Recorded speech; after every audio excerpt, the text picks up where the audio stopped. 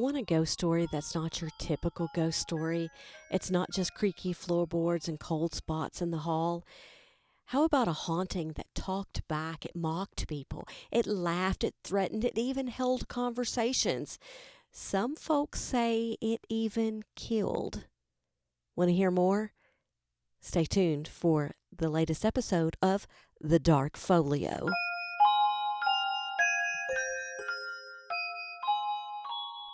Hey there, I'm May, and welcome to The Dark Folio. Think of this as your creepy little coffee break. We're talking folklore, hauntings, true crime, all the delicious dark stories that make you lean in and listen a little closer. 15 to 20 minutes of the strange, the unexplained, and the absolutely fascinating. So grab your favorite mug, get comfortable, and let's dive in the darkness together.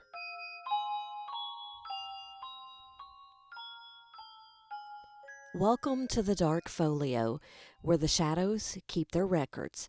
I'm May, and tonight we're opening our ghost file to explore one of America's most documented and terrifying hauntings. And folks, this one hits close to home for me, literally. We're talking about the Bell Witch of Tennessee, right here in my backyard, close to me in Robertson County. Now, I know what some of you are thinking. May, witch stories, really? But before you roll your eyes, let me tell you something. This isn't some medieval tale of pointy hats and cauldrons. This is a story that was so well documented, so witnessed by so many people, that it became Tennessee's official state ghost story. We're talking about newspapers, court records, testimonies from dozens of credible witnesses. So buckle up, because we're diving deep into the strange world of the Bell family and their uninvited, invisible house guest.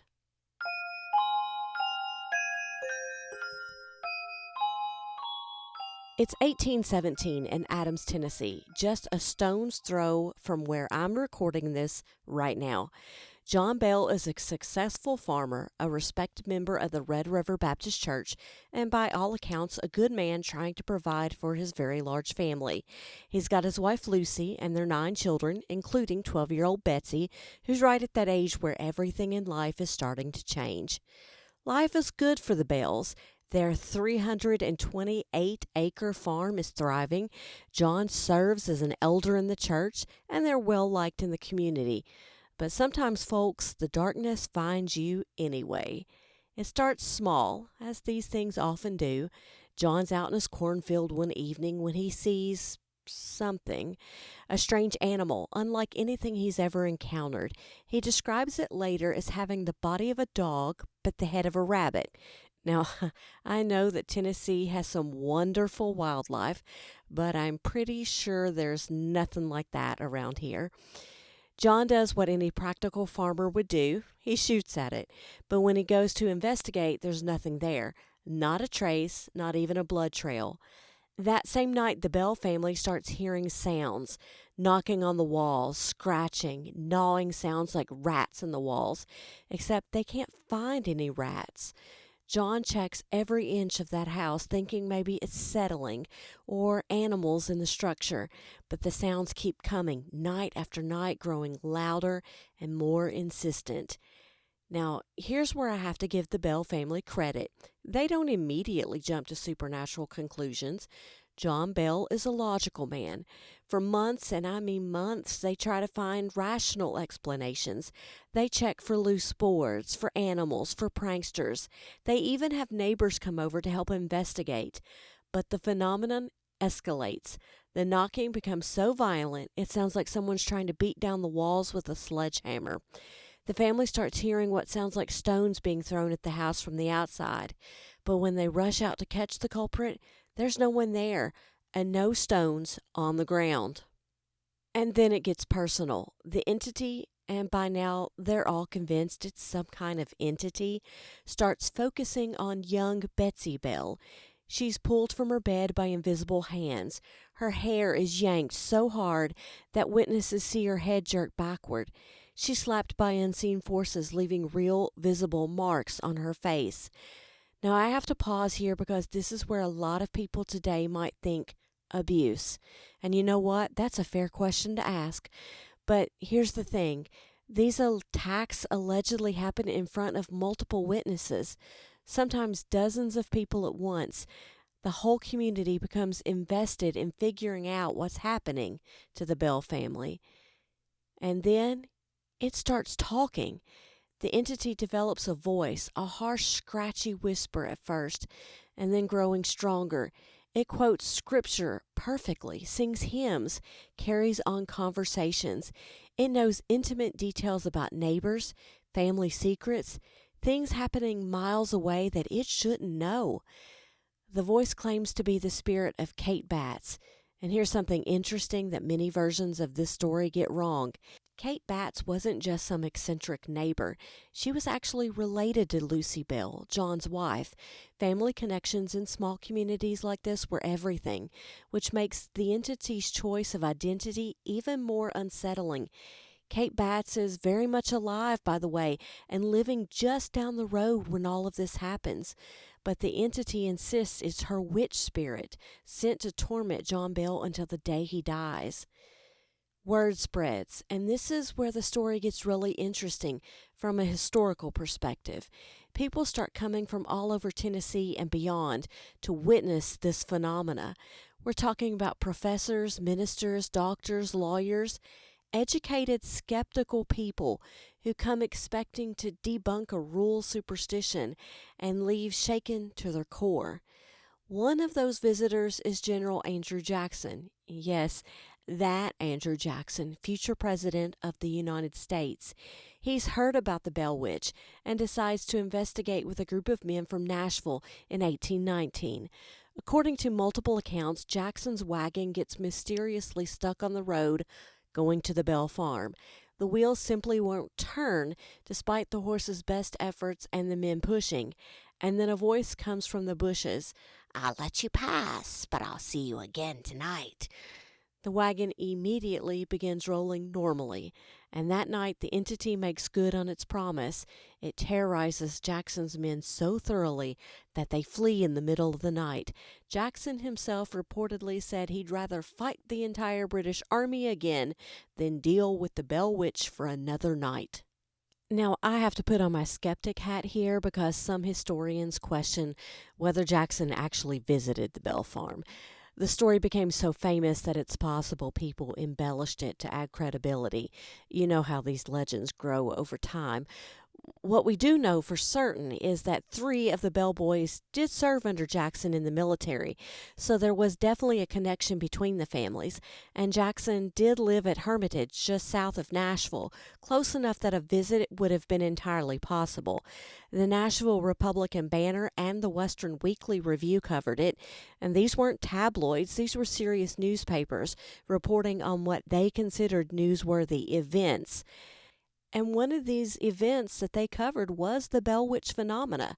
It's not unreasonable to think that Jackson might have been curious enough to investigate, but the dramatic wagon-stopping, ghost-confronting visit, well, there's simply no documented record of it anywhere, so that might be more legend than fact. The haunting continues for years. The entity becomes more aggressive, more personal in its attacks on John Bell specifically. It threatens to kill him, and family members report seeing John becoming physically ill whenever the voice speaks to him directly. Meanwhile, it's almost friendly with Lucy Bell, John's wife. It brings her fruits that seem to appear from nowhere, perfectly fresh strawberries in the dead of winter, something that should not be available in rural Tennessee at that time. It sings her to sleep with lullabies when she's ill. This selective behavior is fascinating from a psychological perspective. If this were a case of mass hysteria or family dysfunction, why would the entity show such distinct preferences?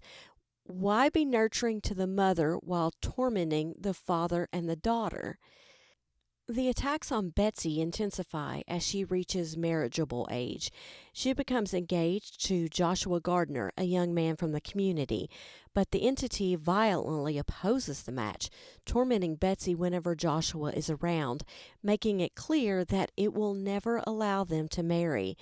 And here's where it gets really sad. Betsy, worn down by years of supernatural abuse, breaks off her engagement. She can't put Joshua through what she's experiencing. She's a teenager and having to choose between love and peace for her family. The entity is pleased. It tells Betsy she's made the right choice by breaking off the engagement, that Joshua wasn't good enough for her anyway. By 1820, John Bell's health is deteriorating rapidly. The constant stress, the threats, the supernatural attacks, it's taking a physical toll. On December 20th, 1820, John Bell dies. The family finds a strange vial of liquid in his medicine cabinet that no one recognizes. When they ask the entity about it, the voice laughs and claims credit. It says it poisoned John Bell, gave him a dose of the liquid that morning that would kill him. To prove it, the entity tells them to give some to the cat. They do, and the cat dies within minutes. At John Bell's funeral, mourners report hearing the entity singing drinking songs and celebrating. It's disturbing, disrespectful, and utterly chilling.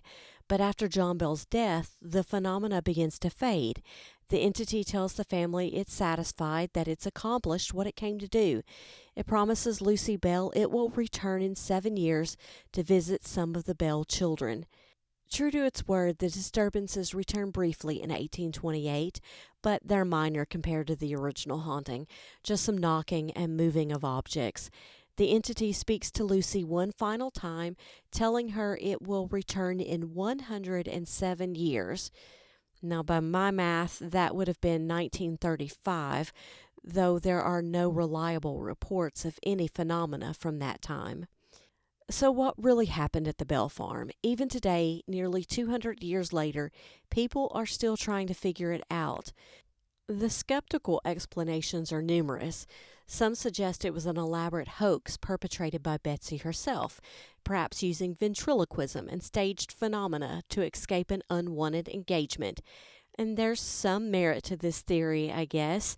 Betsy was one of the primary targets, and there was some claims that the phenomena only happened when the witch wanted the lights out, and she did eventually break her engagement, but I do wonder where people think she learned ventriloquism in this area of rural Tennessee at the time. Others point to possible psychological factors. The family was dealing with significant stress from John Bell's troubles with the Red River Baptist Church. See, John had been excommunicated over a slave-selling dispute, something that would have been deeply shameful and socially isolating in that community. Could the haunting have been a manifestation of guilt, shame, or the psychological pressure of being cast out from their religious community? And there's also the theory of infrasound, low-frequency sound waves that cause feelings of unease, hallucinations, and even physical symptoms. Could some natural phenomena have been generating infrasound at the Bell property? And the death of John Bell. Some scientists believe that it could have been arsenic that was in that little vial. All of the symptoms do seem to point to arsenic poisoning. But here's the thing with those skeptical explanations. We're forgetting the fact that there was a sheer number of witnesses. We're not talking about a family telling ghost stories. We're talking about dozens of independent witnesses, many of them educated, skeptical people who came specifically to debunk this phenomena. Dr. Mize, a physician from the area, was said to have documented his experiences. The Reverend James Gunn, the family's minister, was said to have witnessed events and testified to their authenticity. Frank Miles, a prominent citizen, brought groups of investigators. These weren't gullible farm folk. These were community leaders, professionals, people whose reputations were on the line. And then there's the physical evidence, the slap marks on Betsy's face that witnesses could see, objects moving in front of multiple observers, the entity's knowledge of events happening miles away that it shouldn't have known. Could it have been poltergeist activity? Many paranormal researchers today classify the Bell Witch as one of the most well-documented poltergeist cases in American history. Poltergeist phenomena often center around adolescents, particularly girls going through puberty, which fits with Betsy being one of the primary targets. But there's something about this case that goes beyond typical poltergeist reports. The intelligence behind the phenomena was remarkable. The entity could hold complex conversations, debate theology with ministers, and demonstrate knowledge that seemed impossible for it to possess. Whatever happened at the Bell Farm, it left an indelible mark on Tennessee history and American folklore. The story's been told and retold for generations, adapted into books, movies, and countless ghost tours. You can still visit the area today. The original Bell cabin is long gone, but there's a replica on the property, and the Bell Witch Cave is open for tours.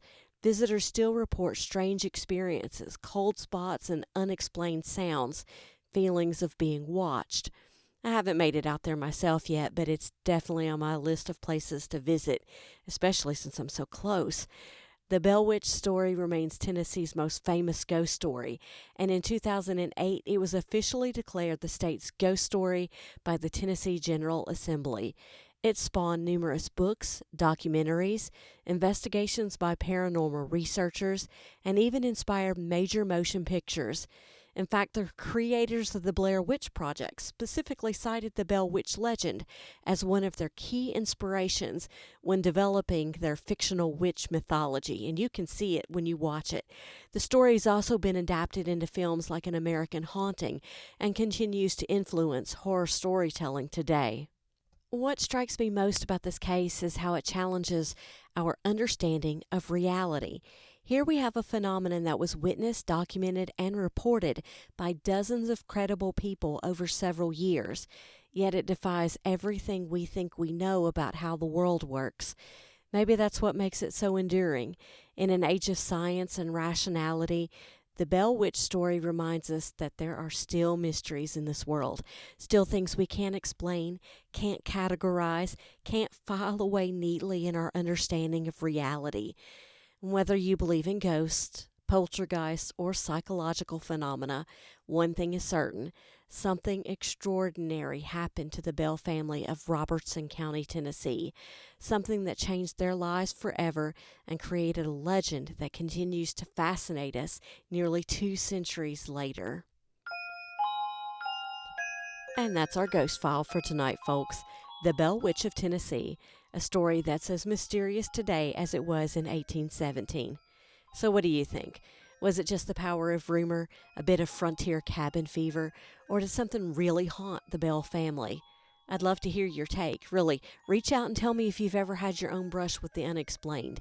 Maybe you'll even hear your story in a future episode. Next time on the Dark Folio, we'll be opening our monster file to explore the Mothman of Point Pleasant, a creature that terrorized a small West Virginia town and may have predicted one of America's deadliest bridge disasters.